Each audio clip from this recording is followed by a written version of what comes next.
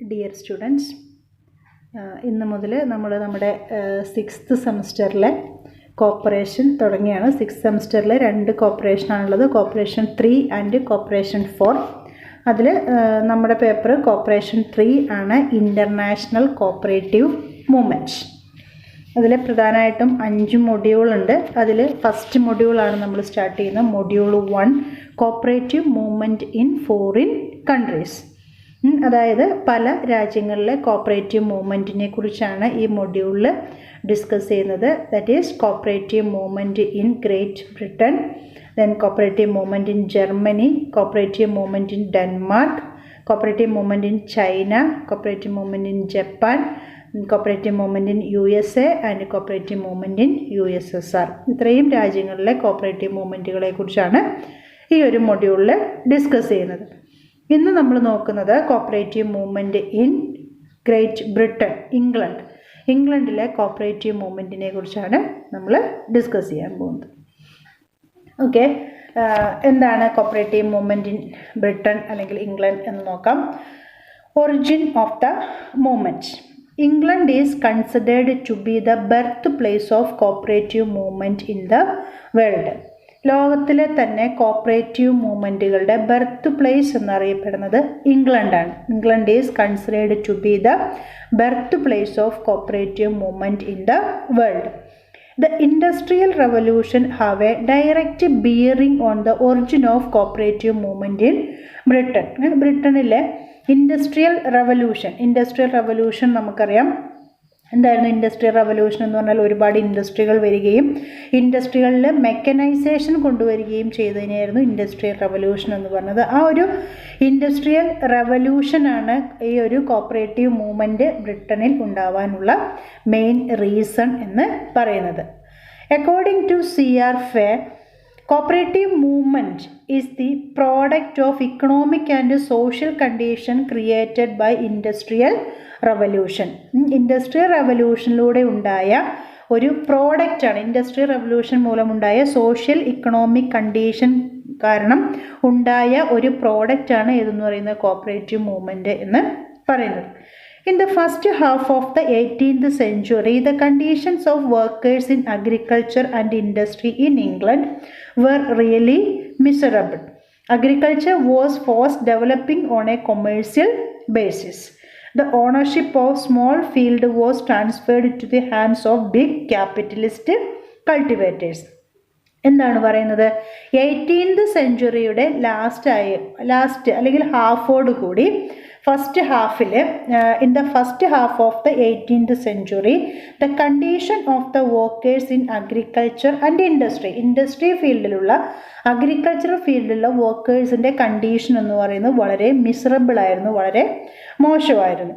ആ സമയത്ത് അഗ്രികൾച്ചർ എന്ന് പറയുന്നത് ഫാസ്റ്റ് ഡെവലപ്പിംഗ് ആയിരുന്നു ഓൺ കൊമേഴ്സ്യൽ ബേസിസ്. അതായത് പ്രോഫിറ്റ് ഉണ്ടാക്കാൻ വേണ്ടി തന്നെ എന്തുണ്ടാക്കി, അഗ്രികൾച്ചർ പ്രൊഡ്യൂസ് ചെയ്യുന്നതിനാണ് നമ്മൾ കൊമേഴ്സ്യൽ ബേസിസ് എന്ന് പറയുന്നത്. കൊമേഴ്സ്യൽ ബേസിസിൽ അഗ്രികൾച്ചർ വളരെ ഫാസ്റ്റായിട്ട് ഡെവലപ്പ് ചെയ്തു. അതേപോലെ തന്നെ ചെറിയ ഹോൾഡിങ്സ്, ലാൻഡിൻ്റെ ചെറിയ ഹോൾഡിങ്സ്, അതായത് കുറച്ചുള്ള ലാൻഡ് ഹോൾഡിങ്സ് ഒക്കെ ക്യാപിറ്റലിസ്റ്റ് കൾട്ടിവേറ്റേഴ്സിനേക്ക് എന്ത് ചെയ്യേണ്ടി വന്നു, ട്രാൻസ്ഫർ ചെയ്തു.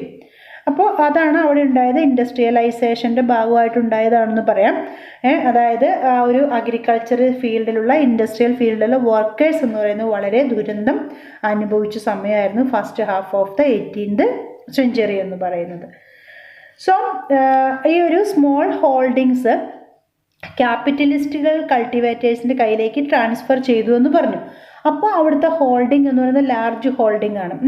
So large scale farming was introduced for the first time. അതുകൊണ്ട് തന്നെ ലാർജ് സ്കെയിൽ ഫാമിംഗ് എന്ന് പറയുന്നത് എന്ത് ചെയ്തു, ഇൻട്രൊഡ്യൂസ് ചെയ്തു. അതിനോടൊപ്പം തന്നെ മെക്കനൈസേഷനും എന്ത് ചെയ്തു, ഇൻട്രൊഡ്യൂസ് ചെയ്തു. അതായത് അഗ്രികൾച്ചറിൻ്റെ എല്ലാ ആക്ടിവിറ്റീസും ചെയ്യാൻ എന്തുപയോഗിച്ചു, മെഷീൻ ഉപയോഗിച്ചു. As a result of mechanisation of agriculture a large number of workers were thrown out of employment. അല്ലേ, മെക്കനൈസേഷൻ വന്നു കഴിഞ്ഞാൽ നമുക്കറിയാം കുറേ ആളുകളുടെ എന്ത് പോവും, ജോലി പോവും. They migrated to urban area seeking employment in the newly started mills and factories. അതുകൊണ്ട് തന്നെ ഈ ഒരു അഗ്രികൾച്ചറൽ ഫീൽഡിൽ വർക്ക് ചെയ്തിരുന്ന വർക്കേഴ്സ് അർബൻ ഏരിയസിലേക്ക് എന്ത് ചെയ്തു, മൈഗ്രേറ്റ് ചെയ്തു. അവർക്ക് ജോലി ഇല്ലല്ലോ, അപ്പോൾ ജോലി അന്വേഷിച്ചുകൊണ്ട് പുതിയതായി സ്റ്റാർട്ട് ചെയ്ത മിൽസ് ആൻഡ് ഫാക്ടറീസ്, അപ്പോൾ പറഞ്ഞു ഇൻഡസ്ട്രിയലൈസേഷൻ്റെ ഭാഗമായിട്ട് ഒരുപാട് ഇൻഡസ്ട്രീസൊക്കെ എന്ത് ചെയ്തു, എസ്റ്റാബ്ലിഷ് ചെയ്തു. അങ്ങനെ ന്യൂലി സ്റ്റാർട്ടഡ് ഇൻഡസ്ട്രീസിലേക്ക് അവരെന്ത് ചെയ്തു, മൈഗ്രേറ്റ് ചെയ്തു. The position of employment in the industrial sector was also not bright. അവരുടെ അവിടുത്തെ ആ ഒരു എന്താ പറയുക, അവരുടെ ആ ഒരു പൊസിഷൻ എന്ന് പറയുന്നത്, അവരുടെ അവിടുത്തെ ഒരു ജീവിതം എന്ന് പറയുന്നതും ഒരിക്കലും എന്തായിരുന്നില്ല, ഒരു നല്ലതായിരുന്നില്ല, ഒരു ബ്രൈറ്റ് ആയിരുന്നില്ല. അഗ്രികൾച്ചർ ഫീൽഡിൽ അവർ നേരിട്ട അതേ പ്രശ്നങ്ങൾ അവർ ആ ഫാക്ടറിയിലും എന്ത് ചെയ്തിരുന്നു, ഈ workers നേരിട്ടിരുന്നു. It is said that Industrial Revolution brought prosperity as well as misery to Britain.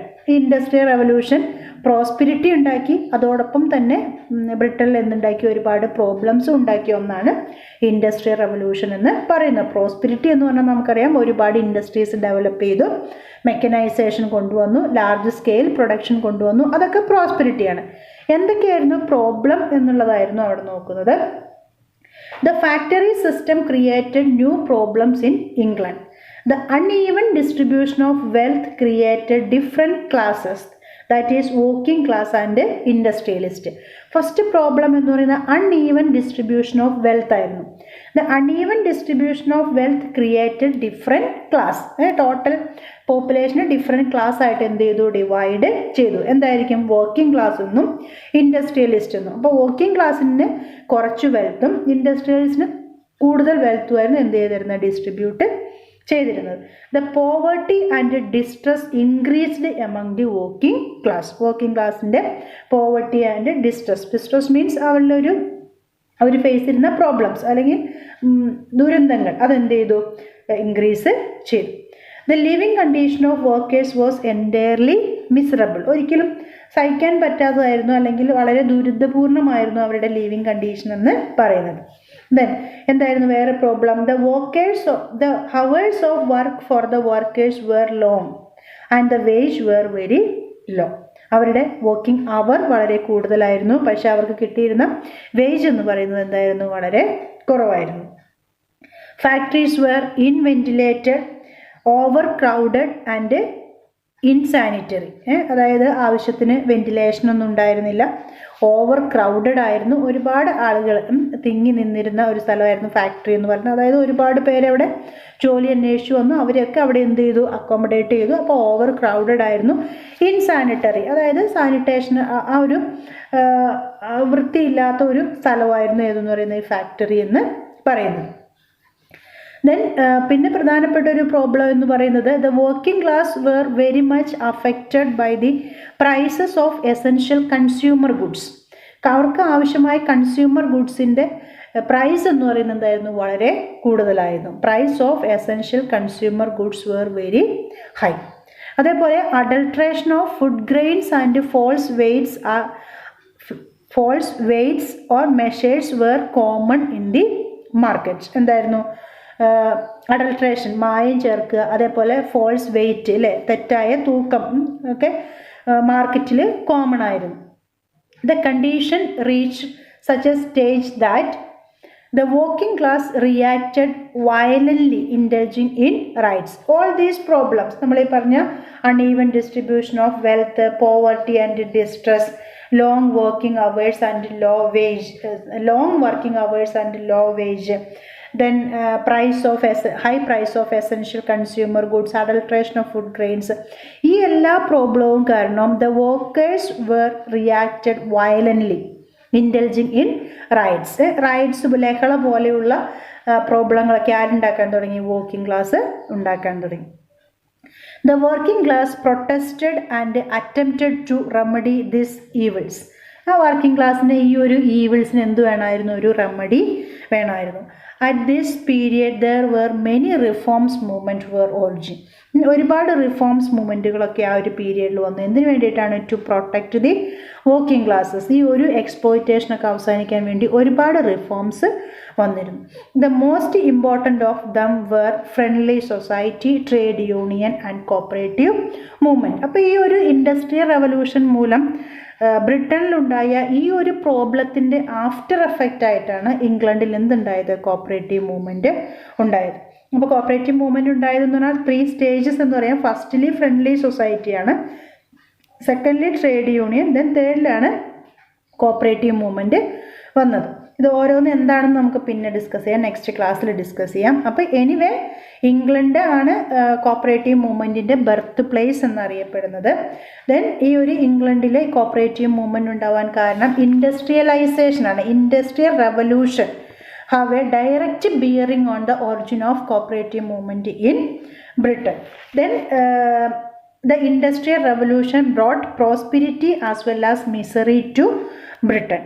As a result of this misery, the working class protested and attempted to remedy.